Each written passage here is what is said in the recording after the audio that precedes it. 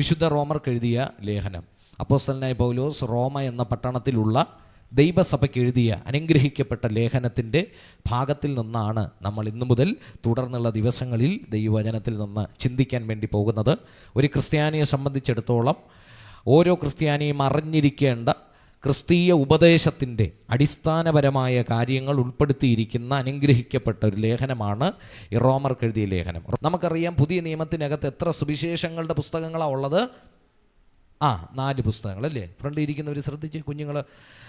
കഴിഞ്ഞ ദിവസം നമ്മൾ ഇതിനെക്കുറിച്ച് തുടങ്ങി വെച്ചപ്പോൾ ചിന്തിച്ചു അല്ലേ? സുവിശേഷങ്ങളെന്നും ലേഖനങ്ങളെന്നും ചരിത്ര പുസ്തകമൊക്കെ ഡിവൈഡ് ചെയ്ത് നമ്മൾ പുസ്തകങ്ങളെ പഠിച്ചു. സ്തോത്രം. അതിനകത്ത് പുതിയ നിയമത്തിലെ 4 സുവിശേഷങ്ങളാണ്. ആദ്യത്തേത് മത്തായി എഴുതിയ സുവിശേഷം, രണ്ടാമത്തത് മർക്കോസ് എഴുതിയ സുവിശേഷം, മൂന്നാമത്തത് ലൂക്കോസ് എഴുതിയ സുവിശേഷം, നാലാമത്തത് യോഹന്നാൻ എഴുതിയ സുവിശേഷം. സ്തോത്രം. യോഹന്നാൻ എഴുതിയ സുവിശേഷം. 4 യേശുക്രിസ്തുവിൻ്റെ കൂടെ നടന്ന ശിഷ്യന്മാരും കൂടെ നടന്നവരുമൊക്കെയാണ് സുവിശേഷങ്ങൾ എഴുതുവാനിടയായി തീർന്നത്. എന്നാൽ പണ്ഡിതന്മാരുടെ അഭിപ്രായ പ്രകാരം ഈ റോമർക്ക് എഴുതിയ പുസ്തകത്തിന് വേണമെങ്കിൽ പൗലോസ് എഴുതിയ ഒരു സുവിശേഷമാണെന്ന് പറയാമെന്നാണ് പണ്ഡിതന്മാർ അഭിപ്രായപ്പെടുന്നത്. കാരണം ലേഖനങ്ങളിൽ എല്ലാറ്റിലും ഏറ്റവും നീളം കൂടി, ഏറ്റവും വലിപ്പം കൂടിയ ഒരു ലേഖനമാണ് റോമർക്ക് എഴുതിയ ലേഖനം. മാത്രമല്ല, അതിനകത്ത് രക്ഷയെക്കുറിച്ചും യഥാർത്ഥ സുവിശേഷത്തിൻ്റെ ശക്തി എന്താണെന്നതിനെക്കുറിച്ചും സുവിശേഷം എങ്ങനെയാണ് മറ്റ് മതഗ്രന്ഥങ്ങളിൽ നിന്നും വ്യത്യസ്തമായിരിക്കുന്നു എന്നതിനെക്കുറിച്ചും സുവിശേഷം എങ്ങനെയാണ് ഒരു പാപിയെ രക്ഷിക്കുന്നത് എന്നതിനെക്കുറിച്ചും വ്യക്തമായ ഒരു തിയോളജിക്കൽ അടിസ്ഥാനം, ഒരു ബേസ്മെൻറ്റ് ഈ റോമർക്ക് എഴുതിയ ലേഖനത്തിനകത്ത് നമുക്ക് പഠിക്കുന്നവർക്ക് മനസ്സിലാക്കുവാനായി കഴിയും. സ്തോത്രം. അതുകൊണ്ട് തന്നെ ഈ ദിവസങ്ങളിൽ വളരെ ശ്രദ്ധയോടെ, വളരെ പ്രാർത്ഥനയോടെ കർത്താവിൻ്റെ സന്നിധിയിൽ നമുക്കായിരിക്കാം. സ്തോത്രം. അപ്പോൾ ഈ ലേഖനം എഴുതിയതാരാണ്? അതിൻ്റെ ഹെഡിങ്ങിൽ തന്നെ പറഞ്ഞിട്ടുണ്ട്, അപ്പോസ്തലനായ പൗലോസാണ് ഈ ലേഖനം എഴുതിയത്. സ്തോത്രം. ഞാൻ കഴിഞ്ഞ ദിവസം പറഞ്ഞു, നിങ്ങൾക്ക് ഓർമ്മയുണ്ടോയെന്ന് എനിക്കറിയത്തില്ല, ഈ ലേഖനം എവിടെ വെച്ചാണ് എഴുതിയത്? ഓർമ്മയുണ്ടോ? കൊരിന്ത്യ പട്ടണത്തിൽ 3ാമത്തെ മിഷണറി യാത്രയിൽ അദ്ദേഹം കൊരിന്ത് പട്ടണത്തിൽ ഗായോസ് എന്ന് പറയുന്ന മനുഷ്യൻ്റെ വീട്ടിൽ താമസിക്കുന്ന സമയത്താണ് റോമയിലുള്ള ഈ സഭയ്ക്ക് വേണ്ടി താൻ ഒരു ലേഖനം എഴുതിയത്. എഴുതിയിട്ട് റോമയിലേക്ക് ഡയറക്റ്റ് അദ്ദേഹം ഇമെയിൽ വഴിയും വാട്സാപ്പ് വഴിയും സെൻഡ് ചെയ്യുകയായിരുന്നില്ല അല്ലേ?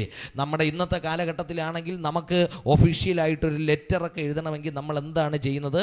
മെയിൽ ചെയ്യും അല്ലേ? ഇന്നത്തെ കാലഘട്ടത്തിൽ നമ്മൾ മെയിൽ ചെയ്യും. ഇത് അക്ഷയിലൊക്കെ വർക്ക് ചെയ്യുന്നവരിവിടെ ഉണ്ട്, അവരോട് ചോദിച്ചാൽ അറിയാം, ഇവർ ഒത്തിരി സൈറ്റുകളിൽ മെയിൽ ചെയ്യുന്നവരാണ്. അപ്പോൾ നമ്മൾ ഇന്ന് ഡോക്യുമെൻറ്റ്സ് ഒക്കെ ഷെയർ ചെയ്യുന്നതെല്ലാം മെയിൽ വഴിയാണ്. അന്നത്തെ കാലഘട്ടത്തിൽ 1-ാം നൂറ്റാണ്ടിൽ അങ്ങനെയുള്ള സാങ്കേതിക വിദ്യകളൊന്നും വളർന്നിട്ടില്ലാത്തത് കൊണ്ട് സ്തോത്രം, അന്നുണ്ടായിരുന്നത് അങ്ങോട്ട് യാത്ര ചെയ്യുന്ന ആരെങ്കിലും ഉണ്ടെങ്കിൽ അവരുടെ കയ്യിൽ ഈ കത്ത് എഴുതിയിട്ട് കൊടുത്തു വിടുകയാണ് ചെയ്യുന്നത്. അങ്ങനെ അതാ റോമ പട്ടണത്തിലുള്ള ഫേബ എന്ന് പറയുന്ന ഒരു ശുശ്രൂഷക്കാരെത്തി കൊരിന്ത്യ പട്ടണത്തിൽ നിന്ന് റോമിലേക്ക് യാത്ര ചെയ്യുകയാണ്. സ്തോത്രം. അപ്പോൾ പൗലോസ് ഈ ലേഖനത്തിന് ഫേബ എന്ന് പറയുന്ന ഈ ശുശ്രൂഷക്കാരിയുടെ കയ്യിൽ കൊടുത്തിട്ട് അവരോട് പറയുകയാണ്, ഈ ലേഖനം റോമയിലുള്ള സഭയ്ക്ക് എന്ത് ചെയ്യണം? കൊണ്ടുപോയി കൊടുക്കണം. സ്തോത്രം. ഹല്ലേലൂയ. ദൈവത്തിന് മഹത്വം ഉണ്ടാകട്ടെ. അങ്ങനെ കൊടുത്ത് അനുഗ്രഹിക്കപ്പെട്ട ഒരു ലേഖനമാണ് നമ്മളിവിടെ വായിച്ച് കേൾക്കാൻ പഠിക്കാൻ പോകുന്ന റോമർക്ക് എഴുതിയ ലേഖനം. സ്തോത്രം. നിങ്ങളുടെയൊക്കെ ഇരിപ്പ് കണ്ടിട്ട് എനിക്ക് തോന്നുന്നു റോമയിലുള്ളവർക്ക് ലെറ്റർ എഴുതി ഇനി ഞങ്ങൾക്ക് എന്തോ ഭാഷയെന്ന് പറഞ്ഞ് ഇരിക്കുന്നത് പോലെ, സ്തോത്രം, എന്തൊക്കെയോ പിരിമുറുക്കത്തോടെ ഇരിക്കുന്നതായിട്ട് എനിക്ക് ഫീൽ ചെയ്യുന്നുണ്ട്. സ്തോത്രം. വളരെ സന്തോഷത്തോടെ ദൈവസന്നിധിയിലായിരിക്കാം. ഒരു പുരുഷൻ്റെ കയ്യിലല്ല നിന്നിവിടെ കൂടുതൽ സ്ത്രീകളാണ് ഇവിടെ ഉള്ളത്. സ്തോത്രം. അതുകൊണ്ട് നിങ്ങൾക്കും അഭിമാനിക്കാം. ഈ ലേഖനം എഴുതിയിട്ട് പൗലോസ് ഒരു സ്ത്രീയുടെ കയ്യിലാണ് കൊടുത്തു വിട്ടത്. സ്തോത്രം. ഒരു പുരുഷൻ്റെ കയ്യിലല്ല, ഒരു സ്ത്രീയുടെ കയ്യിലാണ് ഈ ലേഖനം എഴുതി കൊടുത്തു വിട്ടത്. നിങ്ങളൊന്ന് ചിന്തിച്ച് നോക്കിക്കേ. ആ സ്ത്രീ ആ ലേഖനം എങ്ങാനും മറക്കുകയോ എവിടെയെങ്കിലും അവരുടെ റേഷൻ കാർഡും ആധാർ കാർഡും ഒക്കെ വെച്ചിരിക്കുന്നതിൻ്റെ കൂട്ടത്തിലൊക്കെ നമ്മൾ ബൈബിളൊക്കെ സൂക്ഷിച്ച് വെക്കുന്നത് പോലെ ഞായറാഴ്ചയാണ് നമ്മൾ എവിടെയാണ് ബൈബിളെന്ന് പറഞ്ഞ് തട്ടി പൊടിയും തട്ടി അതിനകത്തുനിന്ന് പല്ലിയും പാറ്റയൊക്കെ ഓടുന്നത് കണ്ട ചിലർ റേഷൻ കാർഡും ആധാർ കാർഡും ഒക്കെ സൂക്ഷിച്ച് വെക്കാൻ ബൈബിൾ ഉപയോഗിക്കുന്നവരുണ്ട്. അങ്ങനെയൊക്കെ വളരെ ലാഘവത്തോടുകൂടെ ഈ ലേഖനത്തിനെ കൈകാര്യം ചെയ്തിരുന്നു എങ്കിൽ ആമേൻ ഈ ലേഖനം ഇങ്ങനെ അച്ചടിച്ച് ഈ 2024 ആണ്ടിൽ കുന്നത്തുകാലിൻ്റെ ദേശത്തിരുന്ന് റോമർക്ക് എഴുതിയ ലേഖനം നമുക്ക് വായിക്കാൻ പറ്റൂലായിരുന്നു. സ്തോത്രം. വളരെ ശ്രദ്ധയോടെ ഫേബ എന്ന് പറയുന്ന അനുഗ്രഹിക്കപ്പെട്ട ശുശ്രൂഷക്കാരത്തി, അതൊരു ദൈവത്തിൻ്റെ സെലക്ഷനാണ്. സ്തോത്രം. അതുകൊണ്ട് ഇവിടെ ഇരിക്കുന്ന ഓരോ വ്യക്തികളും നിങ്ങൾ ചെറിയവരല്ല. സുവിശേഷ വേലയ്ക്ക് വേണ്ടി, ദൈവനാമത്തിന് വേണ്ടി നിങ്ങൾ നിൽക്കുമ്പോൾ നിങ്ങൾ ചിന്തിക്കും ചിലപ്പോൾ ആമേൻ എന്നെ കൊണ്ട് ഒന്നിനും കഴിയത്തില്ല പാസ്റ്ററേ. സ്തോത്രം. എനിക്ക് ബലമില്ല, ഓടാനുള്ള കഴിവില്ല, 2 വാക്ക് സംസാരിക്കാനുള്ള കഴിവില്ല, ഒരു വ്യക്തിയോടൊന്നും പറയാൻ അറിഞ്ഞുകൂടാ. സ്തോത്രം.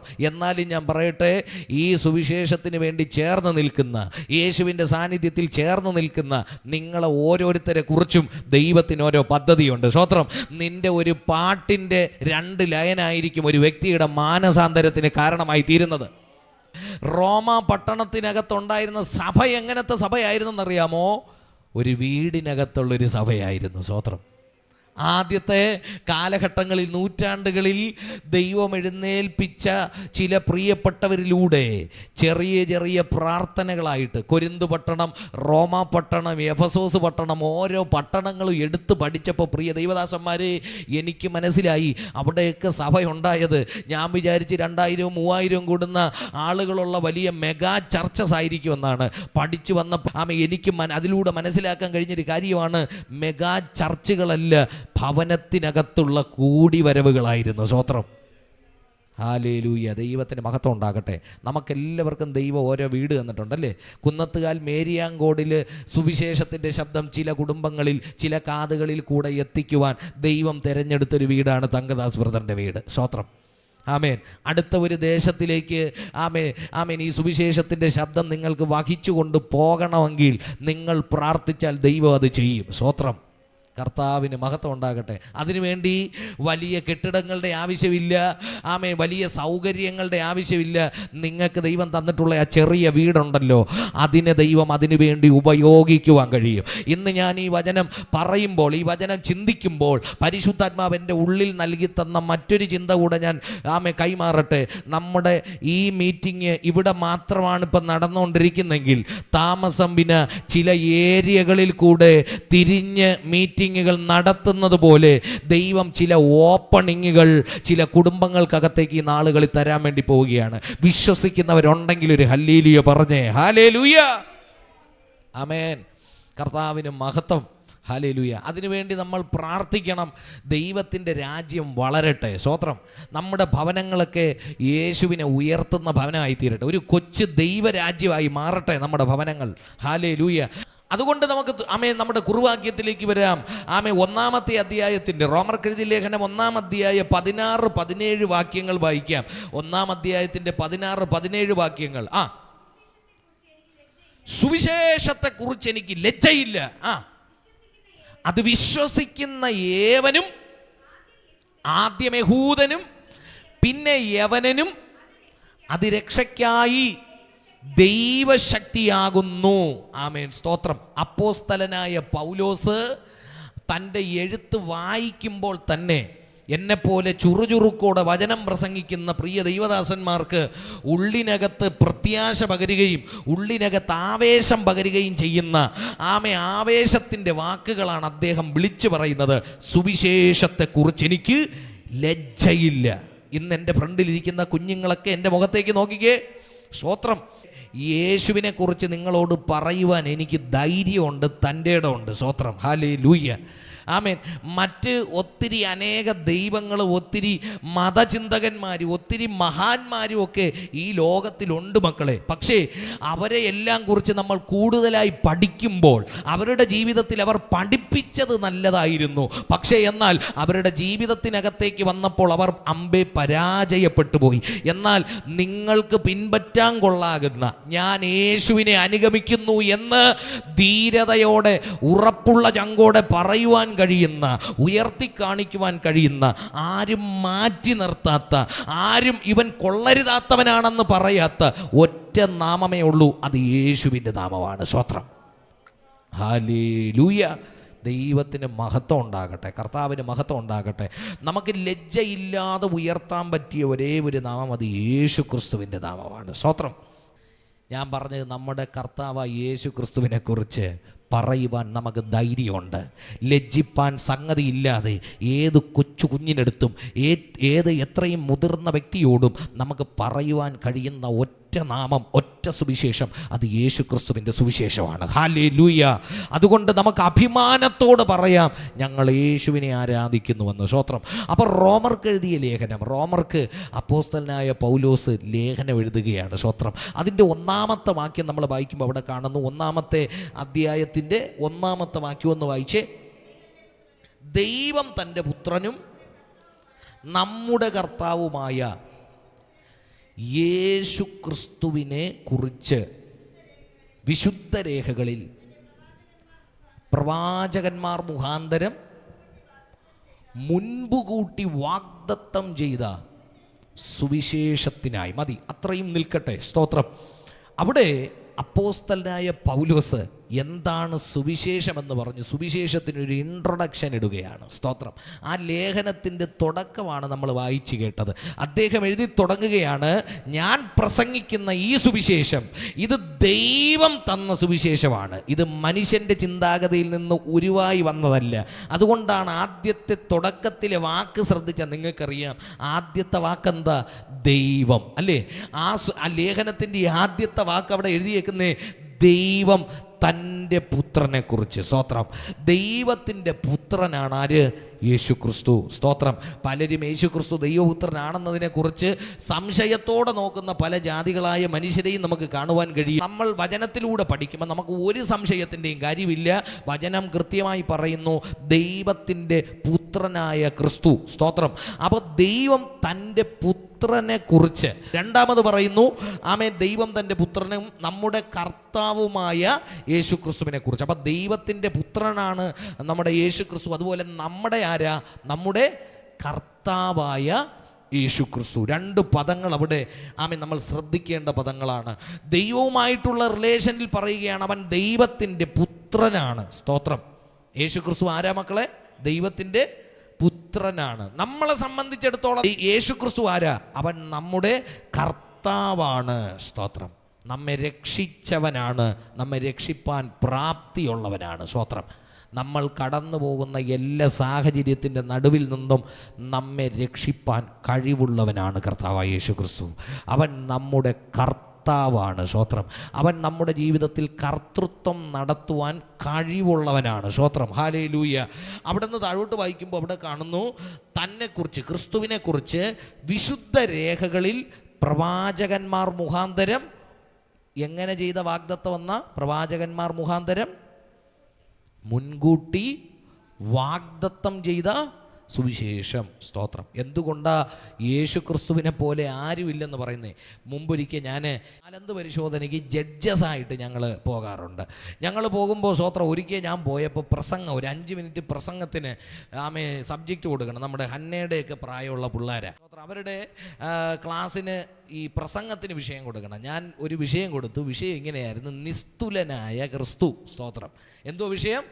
നിസ്തുലനായ ക്രിസ്തു. അത് കേട്ടിട്ട് നിങ്ങൾക്ക് വല്ല മനസ്സിലായോ? എന്തുവാ വിഷയം? നിസ്തുലനായ ക്രിസ്തു എന്ന് പറഞ്ഞാൽ എന്നാ? നിങ്ങളിപ്പോൾ ഇരുന്നതുപോലെ തന്നെ ആ പിള്ളേരും ഇരുന്ന് പ്രിപ്പയർ ചെയ്യാൻ സമയം കൊടുത്ത് അവർ പോയി പ്രിപ്പയറൊക്കെ ചെയ്യുന്നത് കണ്ടു. ആദ്യത്തെ കൊച്ചിനെ വിളിച്ചു. ആദ്യത്തെ കൊച്ചു വന്ന് നിന്നിട്ടൊരു വചനം എടുത്ത് വായിച്ചത്, ഒരു ബന്ധവും ഇല്ലാത്തൊരു വചനം എടുത്ത് വായിച്ചു. സ്തോത്രം. വായിച്ചിട്ട് ഞാൻ കേട്ടോണ്ടിരിക്കുക, എന്തോ പറയുന്നെന്ന് കേൾക്കട്ടെ. എന്നിട്ട് വചനം വായിച്ചിട്ട് കൊച്ചു എന്നെ നോക്കി ചിരിച്ചോണ്ട് നിൽക്കുക. അപ്പം ഞാൻ ചോദിച്ചു, എന്നാ മോനെ പറഞ്ഞോ, കേൾക്കട്ടെ, പറയാൻ പറഞ്ഞു.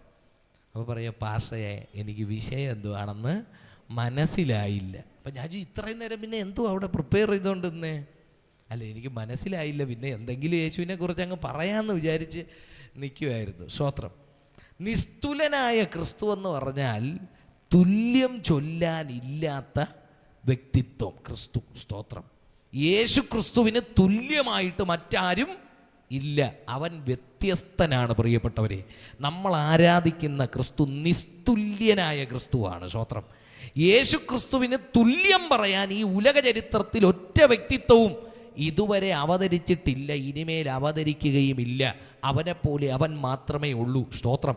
ഈ പാപലോകത്തേക്ക് തൻ്റെ ദൈവത്വം വെടിഞ്ഞ് ഈ പാപലോകത്തേക്ക് ഇറങ്ങി വന്നത് നമുക്ക് വേണ്ടിയാണ്. പക്ഷേ ഈ പാപലോകത്തേക്ക് ഇറങ്ങി വന്നിട്ടും ഒരു പാപം പോലും ചെയ്യാതെ, എന്നാൽ പാപികളോടുകൂടെ എന്ത് ചെയ്തു?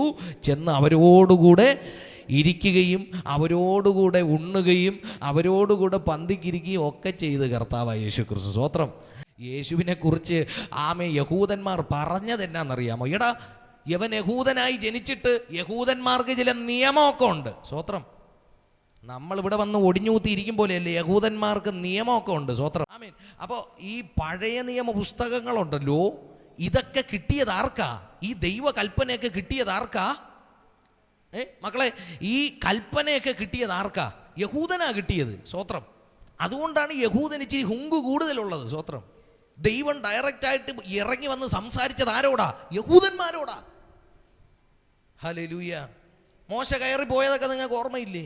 പിന്നെ തിരിച്ചിറങ്ങി വന്നപ്പോൾ പലകയൊക്കെ ഇട്ട് ഉടക്കേണ്ടി വന്നു. അത് ജനത്തിൻ്റെ കയ്യിരിപ്പുണ്ട്. പുള്ളി അവിടെ പോയി ദൈവത്തിനോട് ഡയറക്റ്റ് സംസാരിച്ച് കൽപ്പനയൊക്കെ എഴുതി വാങ്ങി തിരിച്ച് ജനങ്ങളുടെ ഇടയിലേക്ക് ഇറങ്ങി വന്നപ്പോൾ കാണുന്നത് എന്തുവാ? കാളക്കുട്ടിയെ വാർത്തുണ്ടാക്കി വെച്ച്. ചിലർക്ക് അങ്ങനെ സത്യ ആരാധന ഇവിടെ നടക്കുമ്പോഴും അതിനിടയിൽ കൂടെ കർത്താവിന് മഹത്വം. ഹല്ലേലൂയ. സ്തോത്രം. എടാ, നീ സത്യം അറിയാൻ ദൈവം നിനക്കൊരവസരം തന്നാൽ സത്യത്തിന് വേണ്ടി തല പോയാലും നിൽക്കാനുള്ള ധൈര്യം കാണിക്കണം. സ്തോത്രം. നമ്മൾ തുടർന്ന് ലേഖനങ്ങൾ പഠിക്കുമ്പോൾ നമുക്കവിടെ കാണാം, ഈ ഭീരുക്കൾ എന്ന് പറയുന്നൊരു വിവാഹത്തിനെ കുറിച്ച് പറയുന്നുണ്ട്. ഭീരുക്കൾ. നമ്മൾ ഈ ദുർനടപ്പുകാർ, പിന്നെ മോഷ്ടിക്കുന്നവർ, ചീത്ത വിളിക്കുന്ന ഇതൊക്കെ നോക്കാറുള്ളൂ. അതിൻ്റെ കൂടെ വേറൊരു സംഭവമുണ്ട്, ഭീരുക്കൾ എന്ന് പറഞ്ഞാൽ സത്യം അറിഞ്ഞിട്ടും ചിലരെയൊക്കെ ഒന്ന് പ്രീതിപ്പെടുത്താൻ വേണ്ടി, സത്യത്തിന് വേണ്ടി അങ്ങോട്ട് നിൽക്കാൻ ഭീരുത്വം. സ്തോത്രം. ദൈവത്തിന് മഹത്വം. ഭീരുക്കൾ, അറയ്ക്കപ്പെട്ടവർ, അവിശ്വാസികൾ, വിഗ്രഹ, ഇതെല്ലാം ഒറ്റ ഗ്രൂപ്പിലാണ് കൊടുത്തേക്കുന്നത്. എന്നിട്ട് അവസാനം പറയുന്നുണ്ട് ഇവരാരും എവിടെ പോകില്ലെന്ന്, സ്വർഗരാജ്യത്തിൽ അവകാശമാക്കത്തില്ല. അറിഞ്ഞ സത്യത്തിന് വേണ്ടി എന്ത് ചെയ്യണം? തല പോയാലും നിൽക്കണം. സ്തോത്രം. യേശുവിനേക്കാളും വലുത് ആരാ ഉള്ളേ? നമുക്ക് ആരെയാ പ്രസാദിക്കാനുള്ളേ? അല്ലേ? മനുഷ്യനാണോ വലുത്? നിന്നെ വിളിച്ചിറക്കിയ ദൈവമാണോ വലുത്? മോശ ഇറങ്ങി വന്നപ്പോൾ കാളക്കുട്ടിയെ വാർത്തുണ്ടാക്കി വെച്ച് അതിൻ്റെ ഫ്രണ്ടിൽ കിടന്ന് എന്ത് ചെയ്തുകൊണ്ടിരിക്കുക? ആരാധിച്ച്. എൻ്റെ അടുത്ത് ആരോ ഇവിടെ നിന്നൊരു സംശയം എഴുതി ചോദിച്ചിട്ടുണ്ടായിരുന്നു നേരത്തെ, ആഭരണം ധരിക്കുന്നത് പാപമാണോ പാസ്റ്റർ? എനിക്കിതുവരെ അതിന് മറുപടി കൊടുക്കാൻ പറ്റിയില്ല. ഇന്ന് അതിനൊത്ത ഒരു സാഹചര്യം വന്നിട്ടുണ്ട്. മറുപടി പിന്നാലെ തരുന്നതായിരിക്കും. ആമേൻ. അപ്പോൾ എന്തു ചെയ്യുന്നു? മോശ ഇറങ്ങി വന്നപ്പോൾ കാണുന്നത് ഒരു കാളക്കുട്ടിയെ അവരെന്ത് ചെയ്തു? വാർത്തുണ്ടാക്കി അതിൻ്റെ മുമ്പിൽ നിന്ന് ആരാധിച്ചുകൊണ്ട് നിൽക്കുകയാണ്. സ്തോത്രം. മോശ എന്തോ ചെയ്തത്? അവൻ സാന്നിധ്യത്തിൽ നിറങ്ങി വരികയാണ്, അല്ലേ? ദൈവ സാന്നിധ്യവുമായിട്ട്. ഈ ദൈവ സാന്നിധ്യം എന്നൊക്കെ പറയുന്നത് നമുക്ക് അതിൻ്റെ വലിപ്പം അറിയത്തില്ല. അതാ, ഈ ദൈവ സാന്നിധ്യത്തിൻ്റെ വലിപ്പം അറിയണമെങ്കിൽ എവിടെ പോയി നോക്കണം എന്നറിയാം? സ്വർഗത്തിൽ പോയി നോക്കണം. സ്വർഗത്തിൽ പോയി ഇപ്പം നോക്കാൻ പറ്റുമോ? പറ്റൂല. എഴുതിയ വചനത്തിനകത്തൊന്ന് നോക്കിയാൽ മതി. യെശയ്യാ പ്രവാചകൻ പറയുന്നൊരു വചനമുണ്ട്. ദൈവം തൻ്റെ സിംഹാസനത്തിൽ ഇരിക്കുമ്പോൾ അതിൻ്റെ ചുറ്റും കെരൂബുകൾ നിന്നിട്ട് അവനെ ആരാധിക്കുന്നൊരു രംഗം കാണുന്നുണ്ട്. അവർ രണ്ട് ചിറക് കൊണ്ട് അവരുടെ മുഖം എന്ത് ചെയ്യുന്നു? മറയ്ക്കുന്നു. രണ്ട് ചിറക് കൊണ്ട് അവരുടെ പാദം എന്ത് ചെയ്യുന്നു? മറയ്ക്കുന്നു. രണ്ട് ചിറക് കൊണ്ട് അവർ പറന്നുകൊണ്ട് യഹോവയായ ദൈവം പരിശുദ്ധൻ, പരിശുദ്ധൻ, അവൻ പരിശുദ്ധൻ. എന്തുവാ സ്വർഗത്തിനകത്ത് നടക്കുന്നേ? അവൻ്റെ പരിശുദ്ധി കാണുമ്പോൾ ദൂതന്മാർക്ക് പോലും അവനെ നേരെ ഒന്നും നോക്കാൻ പറ്റുന്നില്ല. സ്തോത്രം. അവൻ്റെ, നമ്മൾ ആരാധിക്കുന്ന ദൈവത്തിൻ്റെ പരിശുദ്ധിയുടെ മുമ്പിൽ ദൂതന്മാർക്ക് പോലും അവരുടെ ആത്മീയത വെച്ച് തട്ടിച്ചു നോക്കിയിട്ട് അവർ പറയുകയാണ്, ഈ ദൈവം പരിശുദ്ധൻ, പരിശുദ്ധൻ, പരിശുദ്ധൻ. അവൻ്റെ മുഖത്ത് ഞങ്ങൾക്ക് നോക്കാൻ കഴിയുന്നില്ല, അവൻ്റെ സാന്നിധ്യത്തിൽ ഞങ്ങൾക്ക് നിൽക്കാൻ കഴിയുന്നില്ല. സ്തോത്രം. നമ്മൾ ഈ തള്ളപ്പെട്ട് ഈ ഭൂമിയിലേക്ക് വരും മുമ്പുണ്ടല്ലോ, പാപം ചെയ്യുന്നതിന് മുമ്പ് നമ്മൾ ദൈവവുമായിട്ട് നേരിട്ട് ബന്ധമുള്ളവരായിരുന്നു. സ്തോത്രം. അതൊക്കെ ഒന്ന് ഇരുന്ന് ചിന്തിച്ച് നോക്കണം. സ്തോത്രം. ഈ പരിശുദ്ധനായ ദൈവവുമായിട്ട് മനുഷ്യർക്ക് എന്നാ ഉണ്ടായിരുന്നു? ഡയറക്റ്റ് ബന്ധമുണ്ടായിരുന്നു. ദൈവം നമ്മോട് കൂടെ കൂട്ടായ്മ ആചരിക്കേണ്ടതിന് ദൈവം സൃഷ്ടിച്ചപ്പോൾ ദൈവത്തിനോട് കൂടെ എപ്പോഴും ഫെലോഷിപ്പ് ഉള്ളവനായിരുന്നു ആര്? മനുഷ്യൻ. സ്തോത്രം. പാപത്തിനെ കുറിച്ച് നമ്മൾ അടുത്ത ആഴ്ച കൃത്യമായിട്ട് നമ്മൾ അതിനെക്കുറിച്ച് താഴോട്ട് ഇന്ന് 17 വരെയാണ് നമ്മൾ വായിച്ചത്. 15 വരെയാണോ 17 വരെയാണ്? 17 വരെയാണ് നമ്മൾ വായിച്ചത്. 18 തൊട്ട് 3-ാം അധ്യായത്തിൻ്റെ ഏകദേശ പകുതി ഭാഗത്തോളം പാപം എന്താണ് പാപത്തിലൂടെ സംഭവിച്ചത് എന്നുള്ളതാണ് പൗലോസ് ആ ലേഖനത്തിനകത്ത് വിശദീകരിക്കുന്നത്. അപ്പം നിങ്ങൾ വളരെ ഇൻട്രസ്റ്റോടെ ഇരുന്നാൽ നമുക്ക് ആ കാര്യങ്ങളൊക്കെ പഠിച്ച് എന്തുവാണ് വചനത്തിനകത്തുള്ള സത്യമെന്ന് നിങ്ങൾക്ക് ഗ്രഹിക്കാൻ പറ്റും. സ്തോത്രം. അപ്പം ഞാൻ പറയട്ടെ, അപ്പം ഈ ദൈവ സാന്നിധ്യത്തിൽ നിന്ന് മോശ ഇറങ്ങി വന്നപ്പോൾ, ഇത്രയും പരിശുദ്ധനായ ദൈവത്തിൻ്റെ സന്നിധിയിൽ നിന്ന് ദൈവം കൊടുത്ത കൽപ്പനയുമായിട്ട് എന്ത് ചെയ്യുക? മോശ ഇറങ്ങി വരിക. അവൻ്റെ മുഖം കണ്ടപ്പോൾ ആ മുഖം എന്ത് ചെയ്തെന്നാണ് പറഞ്ഞിരിക്കുന്നത്? പ്രകാശിച്ചെന്നാണ് പറഞ്ഞിരിക്കുന്നത്, അല്ലേ? നമ്മളെയൊക്കെ മുഖമോ പൗഡർ ഇട്ട് കുട്ടിക്കൂറ ഇട്ടിട്ടും നമ്മൾ ഈ ചെവരിനൊക്കെ കോട്ടിങ് അടിക്കുന്ന പോലെ ഒരു 4-5 സെറ്റ് കോട്ടിങ് അടിച്ചിട്ടും ഒരു പ്രകാശവും ഇല്ല. ഇന്ന് കണ്ണാടിയിൽ നോക്കിയിട്ട് വന്നവർ എത്ര പേരുണ്ട്? കൈ നോക്കിക്കേ. നോക്കാതെ വന്നവരെ കാണുമ്പോൾ അറിയാനും ഉണ്ട്. അപ്പോൾ നിങ്ങളുടെ സൗന്ദര്യത്തിൽ നിങ്ങൾ തൃപ്തരാണോ? അങ്ങനെയുള്ളവരുണ്ടോ? എൻ്റെ സൗന്ദര്യത്തിൽ ഞാൻ തൃപ്തനാണെന്നുള്ളവരാരെങ്കിലും ഉണ്ടോ? സ്തോത്രം. എൻ്റെ സൗന്ദര്യത്തിൽ ഞാൻ തൃപ്തനാണ് എന്നുള്ളവർ, അതൊരു ഭാഗ്യമാണ് കേട്ടോ. അങ്ങനെ ഉള്ളവരൊരു ഭയങ്കര ഭാഗ്യമാണ്. അങ്ങനെ തൃപ്തി ഉണ്ടെങ്കിൽ ലിപ്സ്റ്റിക്കും കരിയും പൊട്ടും ഒന്നും ഇടരുത്. അങ്ങനെ ഉറപ്പുണ്ടെങ്കിൽ അത് ഇടുന്നത് എന്തിനാണ്? ഒരു അല്പം കൂടെ അങ്ങോട്ട് തൃപ്തി ഇല്ലാത്തതുകൊണ്ടാണ്. സ്തോത്രം. അപ്പം നമ്മുടെയൊക്കെ സൗന്ദര്യം എന്തുവാണെന്ന് നമുക്ക് മനസ്സിലായല്ലോ നമുക്ക്. പക്ഷേ ദൈവസന്നിധിയിൽ നിന്ന് മോശ ഇറങ്ങി വരുമ്പോൾ ദൈവവുമായിട്ടുള്ള വിശുദ്ധിയിലിരുന്നതിൻ്റെ വിശുദ്ധി, ആ പ്രകാശം അവൻ്റെ മുഖത്ത് കാണാൻ പറ്റിയെന്നാണ് പറയുന്നത്. സ്തോത്രം. അവൻ്റെ മുഖം തേജസ്സോടെ പ്രകാശിച്ചു എന്നാണ് പറയുന്നത്. പുള്ളി താഴെ വന്നപ്പോൾ കാണുന്നത് ഇത്രയും പരിശുദ്ധനായിട്ടുള്ള ദൈവത്തിനെ താഴെ വന്നപ്പോൾ ഇവൻ കാണുന്നത് ഒരു കാളക്കുട്ടിയെ ഇവരെന്ത് ചെയ്തു? ഉണ്ടാക്കി വെച്ചിട്ട് പറയുകയാണ്, ഇതാണ് ഞങ്ങളുടെ ദൈവം. താഴെ പുള്ളി ഇവിടെ വലിയ ആരാധന കഴിഞ്ഞ് ദൈവവുമായിട്ട് ഡയറക്റ്റ് കണക്ഷൻ കഴിഞ്ഞ് നമ്മൾ പലരും ആരാധന കഴിഞ്ഞ് വീട്ടിൽ പോണ ഒരു രംഗമില്ലേ? വീട്ടിൽ ചെന്ന് കയറുമ്പോൾ പാസ്റ്ററെ ഉള്ള സമാധാനവും പോയി ഉള്ള എല്ലാ ദൈവകൃപയും അതോടുകൂടെ എന്ന് പറഞ്ഞതുപോലെ പുള്ളി ദൈവ സാന്നിധ്യത്തിലിരുന്ന് പ്രാപിച്ച് മനുഷ്യരുടെ ഇടയിലോട്ടിങ് ഇറങ്ങി വന്നപ്പോൾ, വീട്ടിലേക്ക് ഇറങ്ങി വന്നപ്പോൾ കാണുന്ന കാഴ്ച വീട്ടിനകത്ത് കാവടിയാട്ടം. പണ്ടത്തെ പാർശ്വമാർ പറയുമായിരുന്നു, ഈ TV വാങ്ങിച്ചു വെക്കുന്ന അത് സാത്താൻ്റെ പെട്ടിയാണ്, TV വാങ്ങിച്ചു വെക്കരുതെന്ന് പറയുമായിരുന്നു. ഞാൻ ഇന്നത് പറയില്ല. കാരണം ഇന്ന് TV വാങ്ങണ്ട, കയ്യിൽ ഇതുപോലെ ഓരോ മൊബൈല് നമുക്ക് കിട്ടിയിട്ടുണ്ട്. ഇതിനകത്ത് എല്ലാം ഉണ്ടല്ലേ? സ്തോത്രം. ഇതിനപ്പുറമായിട്ട് ഇനിയിപ്പോൾ TV കാണുന്നവരെ കുറവാണ്. വീട്ടിലുള്ളവല്ല അമ്മച്ചിമാരും ഇരുന്ന് സമയം പോകാൻ വേണ്ടി കണ്ടെങ്കിലേ ഉള്ളൂ. 24 മണിക്കൂർ നമ്മൾ രാവിലെ എഴുന്നേറ്റ് ഗുഡ് മോർണിംഗ് പറയുന്നത് തന്നെ എവിടെയാണെന്നറിയാമോ? രാവിലെ എടുത്തോണ്ടേ ആദ്യം കണ്ണ് തുറക്കുമ്പോൾ തപ്പുന്നത് മൊബൈൽ എവിടെ, അല്ലേ? അങ്ങനെ ഒരു കാലത്തിലോട്ട് നിങ്ങളൊന്ന് ചിന്തിച്ചേ. മൊബൈലില്ലാതെ ഒരാഴ്ച ജീവിക്കാൻ പറ്റുന്നവർ, ധൈര്യമുള്ളവരുണ്ടോ? അങ്ങനെ ഒരു കാലത്തിലാണ് നമ്മൾ ജീവിച്ചേക്കുന്നത്. ഈ വലിയ തേജസ് കണ്ടിട്ട് താഴോട്ടിറങ്ങി വന്നപ്പോൾ മോശയുടെ ഒരു മനോഭാവം നിങ്ങളൊന്ന് ചിന്തിച്ച് നോക്കിയേ. സ്തോത്രം. നിങ്ങൾ പലരും ഇവിടെ നിന്ന് ആരാധന കഴിഞ്ഞ് പോകുമ്പോൾ ഇവിടെ നിന്ന് ആത്മീക സന്തോഷമൊക്കെ പ്രാപിച്ച് വളരെ സന്തോഷത്തോടെ വീട്ടിലോട്ട് പോകുമ്പോൾ വീട്ടിലെ ചില സാഹചര്യങ്ങൾ കാണുമ്പോൾ നിങ്ങൾക്ക് തന്നെ മനസ്സിനകത്ത് മടുപ്പ് വന്നിട്ടില്ലേ? സ്തോത്രം. ഹല്ലേലൂയ. ഇനി ആരാധനയ്ക്കും പോണ്ട, ഒന്നും പോണ്ട, ഞാൻ അങ്ങോട്ട് നന്നാകാമെന്ന് വിചാരിച്ച് വരുമ്പോൾ എന്തു ചെയ്യും? എല്ലാം കൊണ്ട് ഇനിയിപ്പോൾ ഞാൻ ആരാധനയ്ക്കും പോവില്ല, ഒന്നിനും. ഇതേ റിഫ്ലക്ഷനാണ് എവിടെ ഉണ്ടായതെന്നറിയാമോ? മോശയ്ക്കുണ്ടായത്. മോശയ്ക്ക് അങ്ങോട്ട് അതങ്ങോട്ട് അക്സെപ്റ്റ് ചെയ്യാൻ പറ്റുന്നില്ല.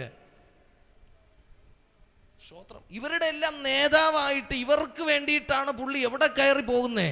മലയിലോട്ട് കയറി പോകുന്നേ. ദൈവ സാന്നിധ്യവുമായിട്ടിരുന്ന് കൃപയും പ്രാപിച്ച് കൽപ്പനയും പ്രാപിച്ച് ദൈവവും സംസാരിച്ച് ആ ഒരു ദൈവകൃപയിൽ താഴോട്ട് ഇറങ്ങി വരുമ്പോൾ ഇവരുടെ ഈ നികൃഷ്ടമായ പ്രവൃത്തി കണ്ടപ്പോൾ അങ്ങ് സഹിക്കുന്നില്ല. പുള്ളി പറഞ്ഞു, ഇനി കൽപ്പനയും വേണ്ട, ഞാനിനി ദൈവത്തിൻ്റെ അടുക്കലേക്ക് പോകുന്നില്ല, എല്ലാം ഞാൻ ഇവിടെ വെച്ച് എന്ത് ചെയ്യുകയാ? നിർത്തുകയാ. സ്തോത്രം. ഇത് ഞാൻ പറഞ്ഞുകൊണ്ടിരിക്കുമ്പോൾ ഏതൊക്കെയോ ഭവനത്തിനകത്ത് ഇതേ അവസ്ഥകൾ ഉണ്ടെന്ന് പരിശുദ്ധാത്മാവ് പറയുന്നു. സ്തോത്രം. ആരാധന കഴിഞ്ഞ് ഭവനത്തിലേക്ക് ചെല്ലുമ്പോൾ, ഭവനത്തിൻ്റെ ഉള്ളിനകത്തേക്ക് ചെല്ലുമ്പോൾ അതിനകത്ത് വ്യാപരിക്കുന്ന ഇരുട്ട് നിൻ്റെ പ്രാർത്ഥനാ ജീവിതത്തെ മൂടിക്കളയുന്ന, നിന്റെ ആത്മീക ഉന്നമനത്തിനെ മൂടിക്കളയുന്ന ചില ഇരുട്ടുകളെ ഈ ദിവസങ്ങളിൽ മനഃപൂർവമായിട്ട് തീരുമാനമെടുത്ത് അതിനെ നീ ജയിച്ചില്ലെങ്കിൽ നിന്റെ ആത്മീക ജീവിതം പോലും അപകടത്തിലാകുകയും നീ നശിച്ചു പോകുകയും ചെയ്യുന്ന കാലം മുൻപിലുണ്ടെന്ന് പരിശുദ്ധാത്മാവ് ഇന്ന് പകൽക്കാലം ആരോടൊക്കെയോ ദൂത് വിളിച്ചു പറയുക. ചുടമന റിഗധന വൈഡബൽ പ്രഭുടമനഹത്തന. ദൈവ സാന്നിധ്യത്തിലിരുന്ന് പ്രാപിക്കാറുണ്ട്, സന്തോഷത്തോടെ ആരാധിക്കാറുണ്ട്. പക്ഷേ സാന്നിധ്യം വിട്ടു കഴിയുമ്പോൾ, ആരാധന കഴിഞ്ഞ് പിന്നെയുള്ള മണിക്കൂറുകളിൽ ഭവനത്തിനകത്തേക്ക് കടന്നു ചെല്ലുമ്പോൾ ആരാധിച്ച് ബലപ്പെടാൻ പറ്റാതെ, സ്തോത്രം, പല തീരുമാനങ്ങളും ദൈവസന്നിധിയിൽ ഇരിക്കുമ്പോൾ നമ്മൾ എടുക്കാറുണ്ട്. സ്തോത്രം. ആരാധനയ്ക്ക് വരുമ്പോൾ പല തീരുമാനങ്ങളും എടുക്കാറുണ്ട്. ആമേൻ, സ്തോത്രം. നല്ല തീരുമാനങ്ങളോടെയാണ് നമ്മൾ തിരിച്ചു പോകുന്നത്. പക്ഷേ ഭവനത്തിലെ അന്തരീക്ഷത്തിലേക്ക് കയറി ചെല്ലുമ്പോൾ ഏതോ ഒരു ഇരുട്ട് വന്ന് നിന്നെ മൂടുന്നത് പോലെ കുടുംബത്തിനകത്ത് വ്യാപരിച്ച് നിൽക്കുന്ന ചില അന്യാരാധന ബന്ധനങ്ങൾ ചില കുടുംബങ്ങൾക്കകത്ത് ആധിപത്യം വരുത്തുന്നുണ്ടെന്ന് പരിശുദ്ധാത്മാവ് ഇന്ന് പകൽക്കാലം ദൂത് പറയുക. ഇന്ന് പകൽക്കാലം അങ്ങനെ അനുഭവിക്കുന്ന പ്രിയപ്പെട്ടവരോട് ഞാൻ പറയട്ടെ, ഇന്ന് പകൽക്കാലം തീരുമാനമെടുക്കണം.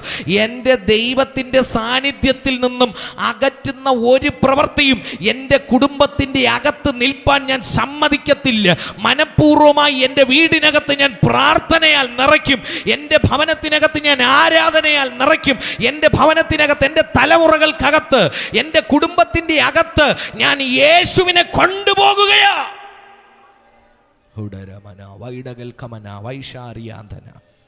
സ്തോത്രം, സ്തോത്രം, സ്തോത്രം. പ്രിയപ്പെട്ടവരെ, ഭവനത്തിനകത്ത് ആരാധന കുറയ്ക്കരുത്. ഭവനത്തിനകത്ത് ആരാധന കുറയ്ക്കരുത്. ആരാധന നിങ്ങൾ ഇവിടെ വന്ന്, അല്ലെങ്കിൽ ഞായറാഴ്ചയോ തിങ്കളാഴ്ചയോ ശനിയാഴ്ചയോ വെള്ളിയാഴ്ചയോ ഏതെങ്കിലും ഒരു കൂട്ടായ്മയിൽ കടന്നുപോയി ആരാധിക്കുന്നത് കൊണ്ട് മാത്രം തൃപ്തിപ്പെടരുത്. ഇന്ന് പകൽക്കാലം ആ സാന്നിധ്യവുമായിട്ട് കണക്റ്റ് ആകണം. സ്തോത്രം. എങ്ങനെയാണോ ഞായറാഴ്ച അതുപോലെ തന്നെ ആയിരിക്കണം നിൻ്റെ വീടിനകത്ത് തിങ്കളാഴ്ചയും, അതുപോലെ തന്നെ ആയിരിക്കണം നിൻ്റെ വീടിനകത്ത് ചൊവ്വാഴ്ചയും. നിന്റെ ഭവനത്തിനകത്ത്, ആമേൻ, സ്തോത്രം, ദൈവ സാന്നിധ്യം വസിക്കട്ടെ. സ്തോത്രം. ഹല്ലേലൂയ. കുടുംബ പ്രാർത്ഥനയുള്ള വീടുകൾ ഞാനിപ്പോൾ കൈവെക്കാനൊന്നും പറയുന്നില്ല, നിങ്ങൾ തന്നെ ഒന്ന് ശോധന ചെയ്താൽ മതി. സ്തോത്രം. ഹല്ലേലൂയ. എല്ലാ ദിവസവും ഒരമണിക്കൂറെങ്കിലും നിങ്ങൾ അതിനു വേണ്ടി കുടുംബമായിട്ട് മാറ്റിവെക്കണം. സ്തോത്രം. എത്രയൊക്കെ ബുദ്ധിമുട്ടുണ്ടെങ്കിലും, എന്തൊക്കെ പ്രശ്നങ്ങളുണ്ടായാലും, പിന്നെ ഈ പിശാചിന് ഭയങ്കര തന്ത്രമുണ്ട്. ഈ വൈകുന്നേരം ആകുമ്പോഴാണ് ഈ വീടിനകത്ത് ഈ പ്രശ്നങ്ങളൊക്കെ തുടങ്ങുന്നത്. കാരണം രാവിലെ ആകുമ്പോൾ എല്ലാവരും ഓരോ വഴിക്ക് എന്ത് ചെയ്യും, പോവും. വൈകുന്നേരം വന്ന് ഒരു 6-6:30 ആകുമ്പോഴാണ് എല്ലാവരും കൂടെ വന്ന് ചേർന്ന് പിന്നെയാണ് ഓരോ അങ്ങോട്ടും ഇങ്ങോട്ടും സംസാരവും കാര്യങ്ങളും ഒക്കെ തുടങ്ങുന്നത്. അതുകൊണ്ട് നിങ്ങൾ എന്ത് ചെയ്യണമെന്നറിയാമോ? നിങ്ങൾക്ക് ഞാനൊരു ടിപ്പ് പറഞ്ഞു തരാം. നിങ്ങൾക്ക് നന്നാവാൻ താല്പര്യം ഉണ്ടെങ്കിൽ ഞാനൊരു ടിപ്പ് പറഞ്ഞു തരാം. സ്തോത്രം. വീടിനകത്ത് എന്തെങ്കിലും അന്തരീക്ഷം, ഒരു വഴക്കിൻ്റെ അന്തരീക്ഷം ഉണ്ടാകുമെന്നറിയുമ്പോൾ എന്ത് ചെയ്യണമെന്നറിയാമോ? അപ്പോഴും പറയണം, നമുക്കൊരു അരമണിക്കൂർ എന്ത് ചെയ്യായിരുന്നു, ആദ്യം അങ്ങ് പ്രാർത്ഥിക്കാം, അത് കഴിഞ്ഞിട്ട് ബാക്കി കാര്യങ്ങൾ നമുക്കിനി ചെയ്യാം. സ്തോത്രം. ഹല്ലേലൂയ. ദൈവത്തിന് മഹത്വം ഉണ്ടാകട്ടെ. സ്തോത്രം. അപ്പം റോമാ പട്ടണത്തിനകത്ത് പൗലൂസ് ചെന്ന് പറയുകയാണ്, സ്തോത്രം, ഇത് ദൈവം തൻ്റെ പുത്രനും അതുപോലെ നമ്മുടെ കർത്താവുമായ യേശു ക്രിസ്തുവിനെ കുറിച്ച് പ്രവാചകന്മാർ മുഖാന്തരം മുൻപുകൂട്ടി വാഗ്ദത്തം ചെയ്ത സുവിശേഷമാണ്. ഇന്നും ഇന്നലെയും കയറി വന്ന സുവിശേഷം അല്ല, പ്രവാചകന്മാരായിട്ട് മുൻപുകൂട്ടി വാഗ്ദത്തം ചെയ്ത സുവിശേഷമാണ്. സ്തോത്രം. യേശു വ്യത്യസ്തനായിരുന്നു. വചനം പറയുന്നു, പ്രവാചകന്മാർ മുഖാന്തരം മുൻപുകൂട്ടി വാഗ്ദത്തം ചെയ്ത വാഗ്ദത്തം മശിഹയാണ് യേശു ക്രിസ്തു. അവൻ എങ്ങനെ ജനിക്കും, അവൻ എവിടെ ജനിക്കും, എന്തിനു വേണ്ടി ജനിക്കും, അവൻ എങ്ങനെ ജീവിക്കും, എങ്ങനെ മരിക്കും, എങ്ങനെ ഉയർത്തെഴുന്നേൽക്കും, എങ്ങനെയായിരിക്കുമെന്ന് സർവ്വതും ആമേൻ യേശു ക്രിസ്തുവിനെ കുറിച്ച് പറഞ്ഞിരുന്നു. അതുകൊണ്ടാണ് നമുക്ക് തൻ്റെ ഇടം ഉള്ളത്. ആമേ പൗലോസ് പറഞ്ഞു, ഈ സുവിശേഷം പ്രസംഗിക്കാൻ എനിക്ക് ലജ്ജ ഇല്ല. സ്തോത്രം. നമ്മുടെ കണ്ണുകളെ അടയ്ക്കാൻ നമുക്ക് പ്രാർത്ഥിക്കാം. ഈ യേശു ക്രിസ്തുവിനെ ഉയർത്തിപ്പിടിക്കാൻ, ഈ യേശു ക്രിസ്തുവിനെ കുറിച്ച് പ്രസംഗിക്കാൻ ഞങ്ങൾക്ക് ലജ്ജയില്ല.